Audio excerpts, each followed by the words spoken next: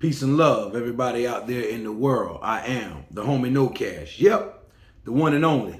If there's another, he's the phony because y'all already know me. And if you don't know me, well, I think it's best that you fan, follow, friend, just keep in touch with your boy on all my social media platforms so that you can get to know me. Because to know me is to love me. And if anybody knows anything about me, I'm all about spreading peace and love. I'm all about facing my adversities and teaching others how to face their adversities and understanding that there's a quality lesson learned in your adversities, your failures, your mishaps, your bad habits, as well as accidents in your life.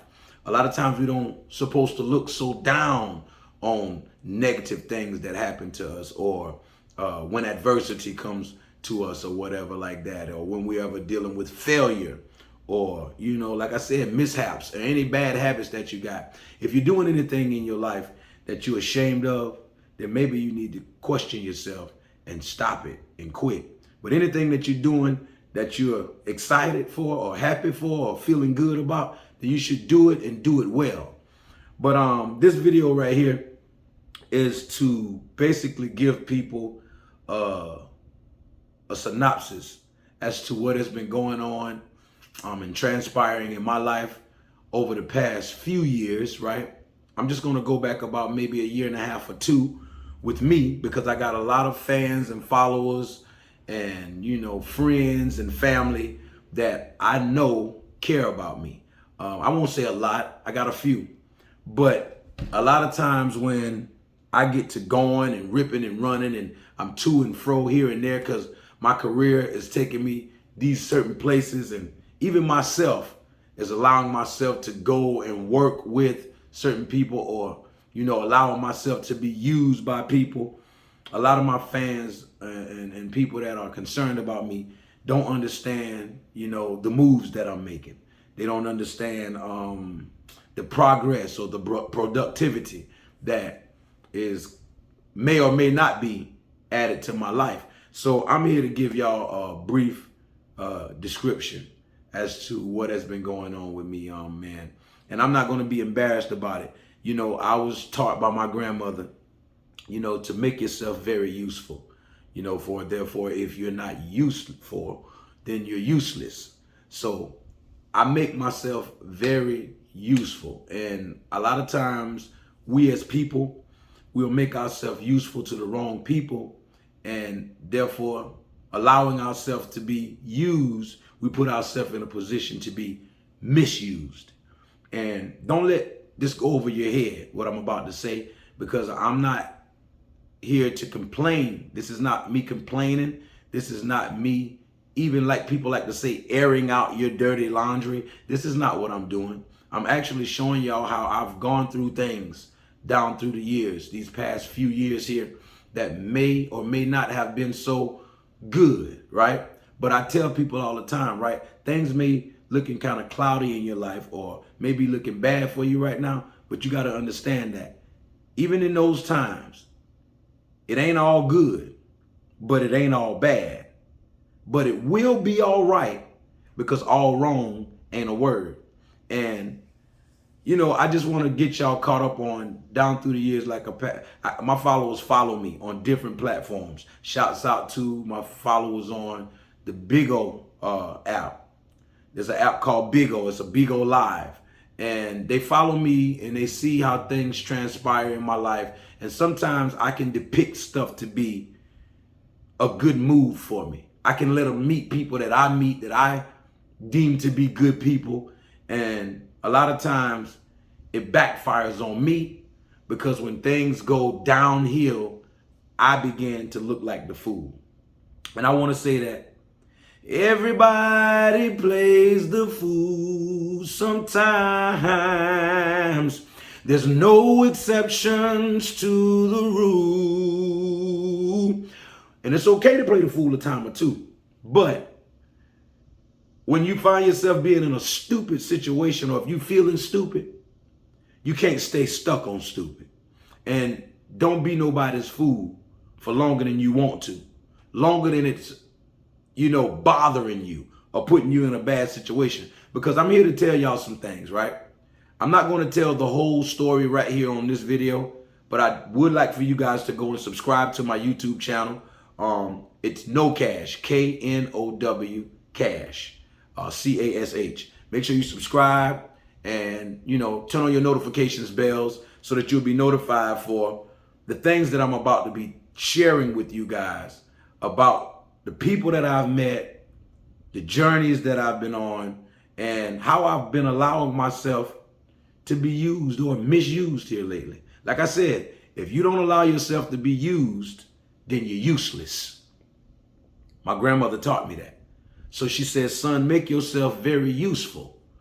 But I'm going to let y'all know, I'll be damned if I'm going to allow myself to be misused too many more times. Like I said, I'm taking full accountability for what I'm about to be airing out and the story that I'm about to be telling, or my truths that I'm about to be telling, because y'all know I'm one that I don't hide behind what I'm going through. I got out of prison in 2012 and I've been struggling to get on my feet 10 toes down as a man ever since then. And, I've tried to take on life from different perspectives and different angles that I didn't understand because, coming up as a young man, I didn't have a father in my life, and that's no excuse, right? Never was my father able to be in my life, and I don't blame him or, it's not nobody's fault, but what it is it has took a toll on my life, right? And I will say that I've had whatever discrepancies or whatever turmoil that has been taking place between my upbringing with my grandmother having to raise me and, whatever issues that me and my birth mother, goes through or have been going through, right? And I wear those things on my sleeve. I've told that story many times before because the reason that I'm chasing my dreams so steadfastly is because my grandmother gave me the words on her deathbed. Hey, son, be intelligent and use your gift. And I've come to find out and come to learn what the deeper meaning of that, what she was trying to get me to see. And I've been understanding more and more about being talented and being gifted. Talent is great. Talent is good. But when you're gifted, that's a whole nother level. And all gifts come from the Most High. And when you're out here using your gift in an appropriate manner, your gift shall open up doors and place you before great men, is what the good book says. Your gift will make room for you. And another thing that I've learned in my studies, that when you are gifted and you have a gift, the gift is not for you. It's yours, but it's not for you. That's just like if I go and purchase a gift for a loved one, or another word for gift is a present. If I go and purchase a present for someone or a gift and I have it for you, it is my duty, right, to present you with the gift. I have to give it to you in order for it to matter. If I take the gift that I bought you and set it up in the back of my closet and just let it sit and never present it to you, then what was the good in me getting you the gift? So I say that as a parable to let everybody know no matter what your gift is, you know what your gift is. If you search your passions, there you'll find your purpose. And when you find your purpose, you can put your hand on your gift. But when you notice what your gift is, know that you need to give freely of your gift. And it's for others. And so a lot of times learning that and finding that out, I put myself in situations where as though over the past few years where I want to help others more than I help myself, because I'm a firm believer in giving, right? You have to give of yourself. And like I said, make yourself useful, make yourself able to be used. But I'll be damned if you should let people misuse you. And I'm going to tell the story, right? Because a lot of people have been following me lately, seeing certain things that had looked like what was a success story or looked like things about to transpire in my life for my betterment, when really it was not for me. And a lot of times We can't blame others. We have to take accountability for the things that goes wrong in our life, just as well as we want to take accountability of the successes that goes right in our life, right? It reminds me of how when we meet bad friends in our life that we thought was friends and then they end up doing us wrong, we want to blame the friends. Or if we meet a woman or a man and we think that they looked good when we first met them, or we thought they was what's best for us when we first laid eyes on them. But after spending a little time with them and dealing with them, we realize that they really are not good for us, right? And they may treat you bad or treat you like how other than you want to be treated. And a lot of times we don't want to take accountability for our role in that situation. A lot of times we have to realize that we attracted the person, right? There was an energy that you were emitting, that you were putting out, that the universe says what you put out, you will get. You know, what you give, you will receive. That's why I believe in being a great giver. But a lot of times when we give in the wrong areas, when we cast our pearls to swine, or when we plant our seeds on unfertile soil, we have to take accountability for being the agriculture farmer of that. We decided to do whatever was done, right? And sometimes meeting bad friends and bad people that do you wrong, or meeting companions, friendships, friends, people in your life that just don't work out, you can't blame those people all the time, no matter what happened to you. You have to take accountability for your role in it, so therefore you can do something about it. If you put the name the blame on everybody else all the time, then the power lies with everybody else to help you get it right. And a lot of times people ain't gonna do for you like you do for you. So if you take accountability for it, right, then you can do something about it. So like I said, man, y'all fan and follow me, because I got a story that I'm going to be telling, because I was embarrassed at some point to talk about this, because there's things that I've done over the past few months, I would say 6 or 7 months, in front of my family, in front of people who I call friends. And I talked up for people that I found out later mean me no good. And I put myself in a position to be misused. And I'm gonna be honest with y'all, I've been embarrassed, and it hurts sometimes. And that's why people like to duck the adversity and don't take accountability and say, oh, it was his fault. Oh, it was her fault. Or, oh, you know, it wasn't me. It wasn't on me. But that's not what I'm doing right now. This video is about me taking full accountability and responsibility. And I'm going to tell the story just like how it went. And I did things where as though I put people, places, and things before me and what I had going on. I placed value in other people and what they know and what they can do for me, more so than what I can do for me. You know, greater is the current that is within you than the currency that runs this world. And a lot of times I put faith in other people's current and other people's currency more than the current that is within me. Because, you know, a lot of times if we just trust in the Most High and set out to help yourself by putting your best foot forward, nobody's going to help you like you. And yes, you know, when you helping yourself, you will attract other people, genuine people, what I like to call blue dot alignment, who are connected with the Most High in ways that when they see that you're helping yourself and you're genuine about it and you just are consistent, people will help those who help themselves. That is the truth. But a lot of times it ain't. The people that you meet are not coming to you to help you. They're coming to you because they see things in you. They see your light. And a lot of times they want to manipulate you and they want to misuse you. And like I said, I never wanted to talk about this because I was embarrassed. I did a lot of things that got me in a hole, in a bind right now, because I put others in what they could do for me and what they got and what they the idle promises and, you know, things that they'll make to you to make things sound good. But my grandma always told me, not what they tell you or what they say, but when people show you who they are, you better damn well believe them. And over the past few months here, a couple of people have been showing me exactly who they are.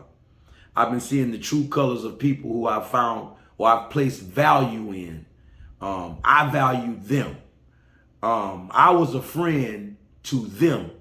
You know, I run around calling them friend, placing value into them, looking for mentorship, looking for advice, looking for help, if you will. And everybody needs help. I don't care how rich you are, how much knowledge you have, or what you possess, whatever monetary gain you got. Everybody needs assistance and help. But when you're dealing with people and hoping and wishing and expecting them to help you, just know one thing: genuine help does not hurt. And when somebody's qualified to help you and they set out to help you, never will the help hurt. Yes, it may put you in strenuous situations where you have to do things that you have never done, and you may be uncomfortable to do the things that they're instructing you or informing you to do. And that may make you feel uncomfortable, right? But that's not hurt. And once you get through the uncomfortable stages that may take place in order for you to do what you have to do to follow the instructions or the informations or the directions that those people are providing for you, you must do this, because on the other side of uncomfortability is where all great things have been accomplished. And I've learned that, right? So it's okay to be uncomfortable.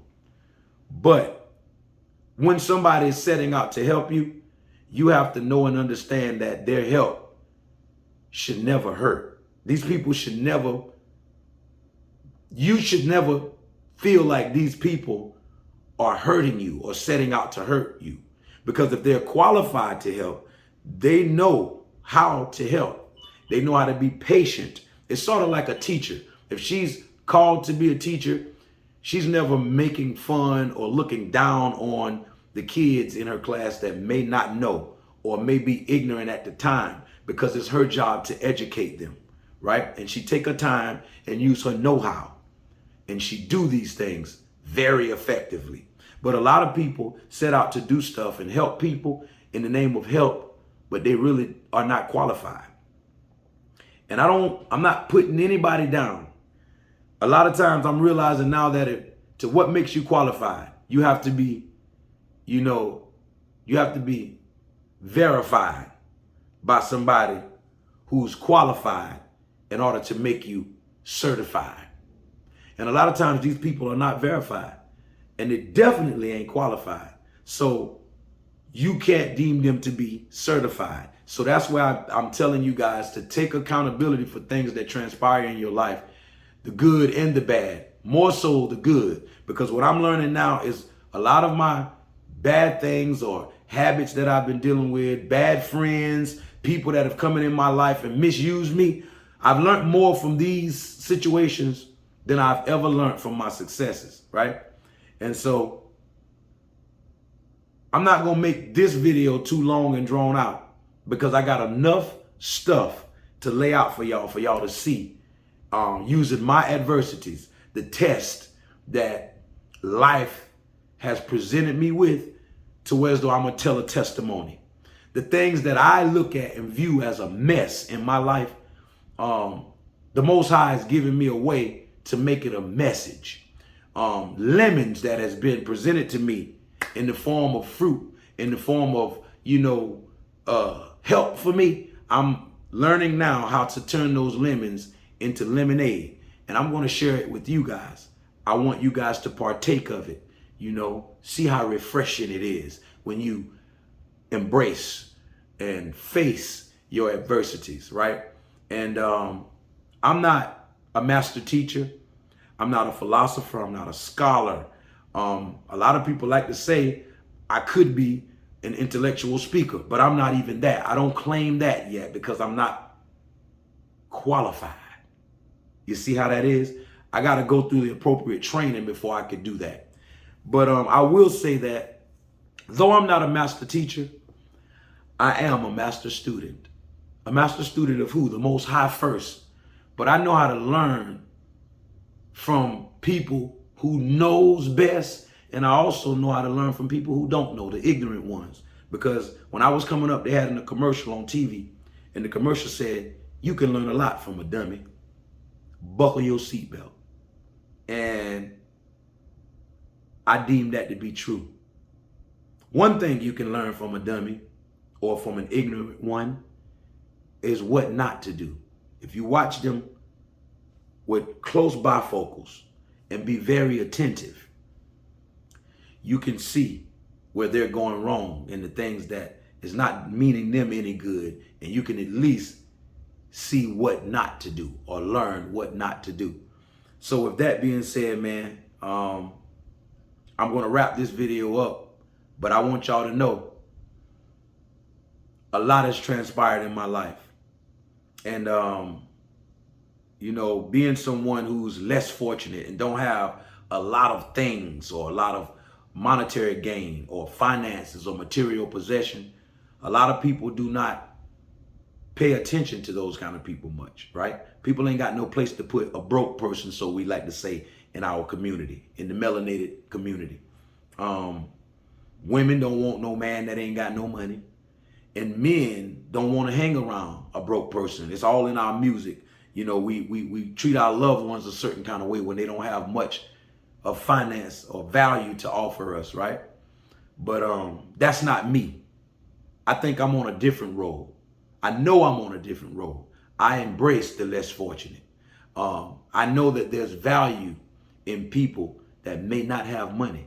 There's a lot of gifted ones who don't have a chance, don't have the opportunities that most others have, and they're being overlooked, misused, and neglected. And I know it from a first-hand perspective.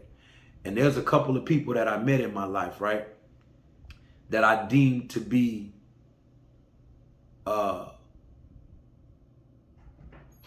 helpful. I deem them to be someone that could really help me get my life on track, when in the end, they've misused me.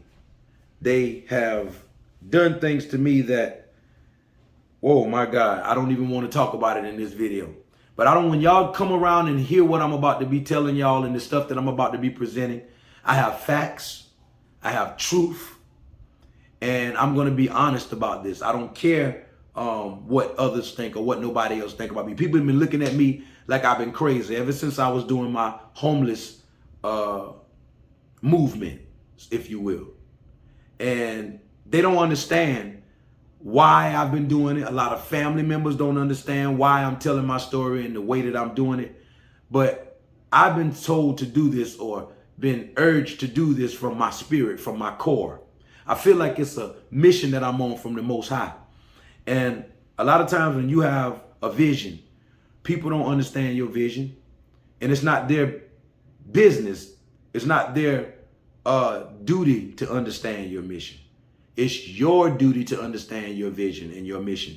And it's like a painter when he has a vision for an image that he wants to put out on this canvas. If he tell you all about it at first, you may or may not see it, and you may or may not understand, and it's okay for you not to.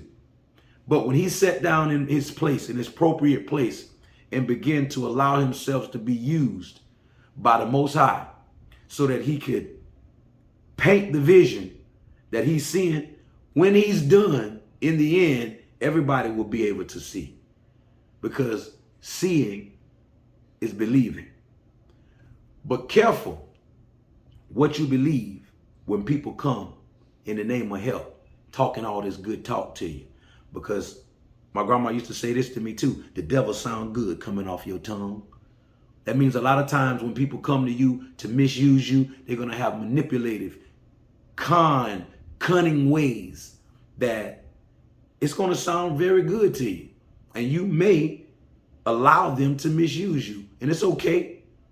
But you got to learn to listen past their words and look at their actions so that you can see their intentions. Because a lot of times when you listen long enough and you're watching very attentively, you can see people's intentions, and you'll know whether it's safe to put your life in their hands. And on that note, I'm gonna close this video out and let y'all know, subscribe to my channel, man. My YouTube channel is KNOWCASH. There's a lot of new things that are about to be transpiring over these next 3 months here, getting me prepared for the new year, the first quarter. I'm getting right. As y'all can see, I got my hair done. I'm feeling good. I feel like I'm looking good. You know, beauty is in the eye of the beholder, and in this case, I'm the beholder. And I got myself prepared for this trip I'm about to take today. I'm going to Miami. I'm with friends and people that really got my best interests at heart. Not because of what they can do for me or what they can do for me, to give me, but because they really stick with me when I'm in my rut. When things seems like I have no place else to turn, these people always show up and be there for me, man. And I just want to close the video right by saying, you know, if you're not my friend on Facebook, send me a friend request or follow me if I have too many friends. You don't want to miss what's going on. If you're not my Instagram friend, my Instagram is IAM_KNOW_CASH. That's IAM_no_cash. Make sure y'all follow me over there, man. It's infinite people can follow me over there. I will accept anyone.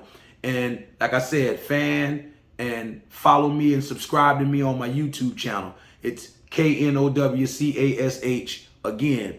And at Bigo, right? Bigo Live is a new app that people don't know much about. But if you want to download Bigo, and just send me a message and ask me what's the link. I'll send you a personal link where you can download the app and you can find me right there. I'm about to be telling my story. I'm about to be also upgrading my content and my movement. It's about to be No Cash 2.0. And yes, I'm still in a homeless situation, whereas though I don't have my own home. But I'm not going to be pushing that to the forefront too much. As a matter of fact, I'm about to try to change that narrative to nomad, right? A nomad and a homeless man, there's a thin line between being nomadic and homeless. And they're both the same thing, just a different outcome. So I'm about to be embracing the nomad situation, and a lot of this great content that's about to be juiced up, No Cash 2.0, y'all don't want to miss it. I've had a life change, a lifestyle change that I'm going to be letting y'all know about. It ain't all bad, these stories that I'm about to be telling, but it ain't all good. And like I like to tell you, it will be all right, because all wrong ain't a word. I've quit smoking marijuana. Everybody that knows me, that knows anything about me, I valued marijuana. I had marijuana in a very peculiar place in my life. I smoke marijuana all day, whenever I can. I put marijuana before my health. I put marijuana before food a lot of times. And not looking for any pity party or no sympathy. Those were things that I was doing to myself. But it was only until I began to view my life in a different way and look at the things that I deemed to be very valuable to me is when I got rid of that habit, right? And replaced that habit with other good habits, right? And so I want to tell y'all those stories as well. The new lifestyle change that I'm on, when now I'm a frugivore, not a carnivore. I don't eat meat anymore. And I'm not here to put others down who eating meat, because I know that just like smoking marijuana, eating meat is a bad habit of ours, because we've been trained to eat the wrong ways. You know, we're out here eating for taste when we should be eating to live. What does eating to live mean? We should be eating the things that gives our bodies vitamins, minerals, and nutrients, and the life that the cells, the trillions of cells that our bodies is built up of, needs energy, right? And the food that we eat should give the cells that energy, just like this cell phone that I'm recording on right now, or the cell phone that you're holding in your hand watching me right now on. If that cell phone dies, you cannot charge it up by plugging it up to the stove. You cannot charge it up by putting it in the blender. You can't charge it up by putting it in the microwave. You can't charge it up with meat or things that won't give it the energy. You got to charge it up with electricity. You got to do to the phone what it was designed for and give it the power that it needs to keep it running. And so a lot of us, when we are trained to eat wrong and eating not just meat, a lot of processed food, a lot of things that are not doing our body any good, we train ourselves to metamorph into something that if it's not going to be getting the vitamins and minerals and nutrients from you, it says, okay, give me more of what you've been giving me. And now it is very hard for us to change our eating habits. I myself have realized that over the past 90 days or more since I've been this frugivore. But I want to share with you guys that the same way that I did this and repented from the things that I've been doing wrong in my life, from the sin that I've been doing to myself, you guys have the power or the current within you to do the same. And I want to just use my life and the changes that I've been making and the obstacles that have been, transpiring for me as a test to give you guys a testimony. The mess that I had going on in my life of people, places, and things, bad habits and stuff, I'm going to use that mess as a message to show y'all if I can do it, you can too. Because I